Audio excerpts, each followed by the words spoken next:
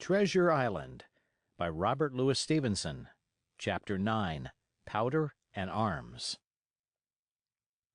The Hispaniola lay some way out, and we went under the figureheads and round the sterns of many other ships, and their cables sometimes grated underneath our keel, and sometimes swung above us.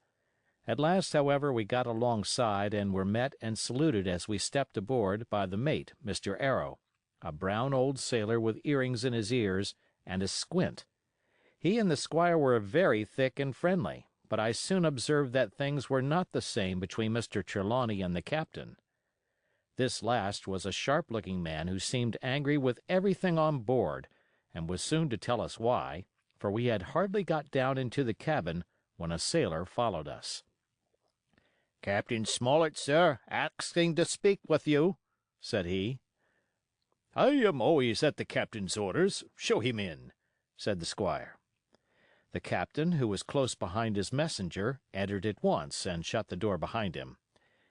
"Well, Captain Smollett, what have you to say? All well, I hope? All shipshape and seaworthy?" "Well, sir," said the captain, "better speak plain, I believe, even at the risk of offence. I don't like this cruise. I don't like the men, and I don't like my officer. That's short and sweet." "Perhaps, sir, you don't like the ship?" inquired the squire, very angry, as I could see. "I can't speak as to that, sir, not having seen her tried," said the captain. "She seems a clever craft. More I can't say." "Possibly, sir, you may not like your employer either?" says the squire. But here Dr. Livesey cut in. "Stay a bit," said he, "stay a bit. No use of such questions as that but to produce ill feeling. The captain has said too much, or he has said too little, and I'm bound to say that I require an explanation of his words. You don't, you say, like this cruise. Now, why?" "I was engaged, sir, on what we call sealed orders, to sail the ship for that gentleman where he should bid me," said the captain. "So far, so good. But now I find that every man before the mast knows more than I do. I don't call that fair, now, do you?" "No," said Dr. Livesey, "I don't." "Next," said the captain, "I learn we are going after treasure. Hear it from my own hands, mind you. Now, treasure is ticklish work. I don't like treasure voyages on any account, and I don't like them, above all, when they are secret, and when, begging your pardon, Mr. Trelawney, the secret has been told to the parrot." "Silver's parrot?" asked the squire. "It's a way of speaking," said the captain. "Blabbed, I mean. It's my belief neither of you gentlemen know what you are about, but I'll tell you my way of it. Life or death, and a close run." "That is all clear, and I dare say true enough," replied Dr. Livesey. "We take the risk, but we are not so ignorant as you believe us. Next, you say you don't like the crew. Are they not good seamen?" "I don't like them, sir," returned Captain Smollett, "and I think I should have had the choosing of my own hands, if you go to that." "Perhaps you should," replied the doctor. "My friend should, perhaps, have taken you along with him. But the slight, if there be one, was unintentional. And you don't like Mr. Arrow?" "I don't, sir. I believe he's a good seaman, but he's too free with the crew to be a good officer. A mate should keep himself to himself, shouldn't drink with the men before the mast." "Do you mean he drinks?" cried the squire. "No, sir," replied the captain, "only that he's too familiar." "Well, now, and the short and long of it, captain," asked the doctor. "Tell us what you want." "Well, gentlemen, are you determined to go on this cruise?" "Like iron." answered the squire. "Very good," said the captain. "Then, as you've heard me very patiently, saying things that I could not prove, hear me a few words more. They are putting the powder and the arms in the forehold. Now, you have a good place under the cabin, why not put them there? First point. Then, you are bringing 4 of your own people with you, and they tell me some of them are to be berthed forward.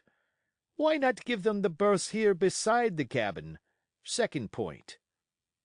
"Any more?" asked Mr. Trelawney. "One more," said the captain.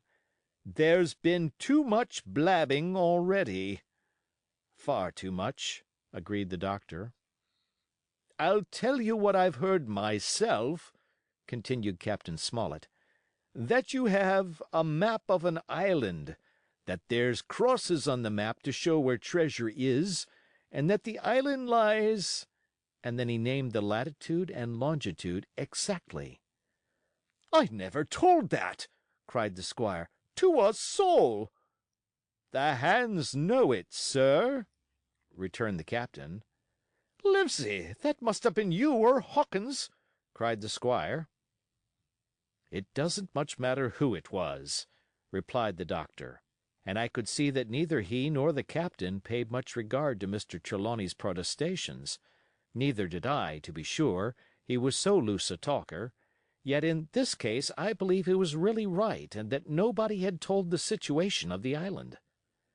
"Well, gentlemen," continued the captain, "I don't know who has this map, but I make it a point. It shall be kept secret even from me and Mr. Arrow. Otherwise, I would ask you to let me resign." "I see," said the doctor. "You wish us to keep this matter dark, and to make a garrison of the stern part of the ship, manned with my friend's own people, and provided with all the arms and powder on board. In other words, you fear a mutiny." "Sir," said Captain Smollett, "with no intention to take offense, I deny your right to put words into my mouth. No captain, sir, would be justified in going to sea at all, if he had ground enough to say that. As for Mr. Arrow, I believe him thoroughly honest. Some of the men are the same. All may be for what I know.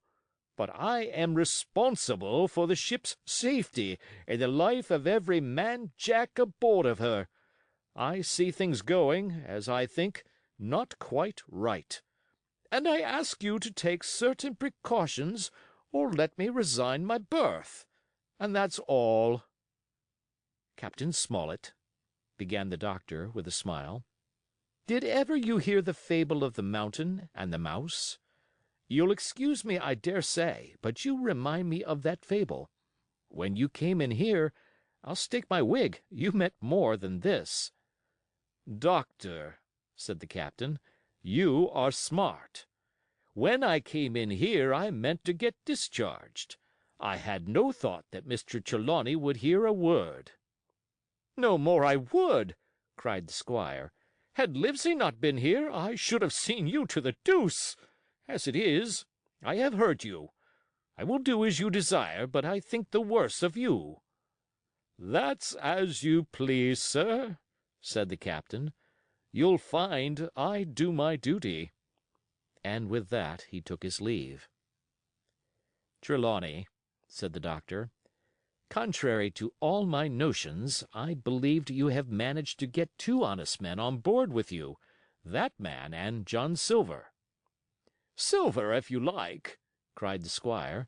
"But as for that intolerable humbug, I declare I think his conduct unmanly, unsailorly, and downright un-English." "Well," says the doctor, "we shall see." When we came on deck, the men had begun already to take out the arms and powder, yo-hoing at their work, while the captain and Mr. Arrow stood by superintending. The new arrangement was quite to my liking. The whole schooner had been overhauled. 6 berths had been made astern out of what had been the after part of the main hold, and this set of cabins was only joined to the galley and forecastle by a sparred passage on the port side. It had been originally meant that the captain, Mr. Arrow, Hunter, Joyce, the doctor, and the squire were to occupy these 6 berths. Now Redruth and I were to get 2 of them, and Mr. Arrow and the captain were to sleep on deck in the companion, which had been enlarged on each side till you might almost have called it a roundhouse. Very low it was still, of course, but there was room to swing 2 hammocks, and even the mate seemed pleased with the arrangement. Even he, perhaps, had been doubtful as to the crew, but that is only guess, for, as you shall hear, we had not long the benefit of his opinion. We were all hard at work, changing the powder and the berths, when the last man or 2, and Long John along with them, came off in a shore boat. The cook came up the side like a monkey for cleverness, and as soon as he saw what was doing, "So ho, mates," says he, "what's this?" "We're a changing of the powder, Jack," answers one. "Why, by the powers!" cried Long John, "if we do, we'll miss the morning tide." "My orders," said the captain shortly. "You may go below, my man. Hans will want supper." "Aye, aye, sir," answered the cook, and touching his forelock, he disappeared at once in the direction of his galley. "That's a good man, Captain," said the doctor. "Very likely, sir," replied Captain Smollett. "Easy with that, men, easy," he ran on, to the fellows who were shifting the powder, and then suddenly observing me examining the swivel we carried amidships, a long brass 9, "Here, you, ship's boy," he cried, "out of that! Off with you to the cook and get some work."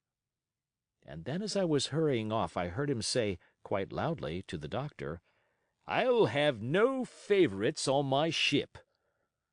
I assure you I was quite of the squire's way of thinking, and hated the captain deeply. End of chapter.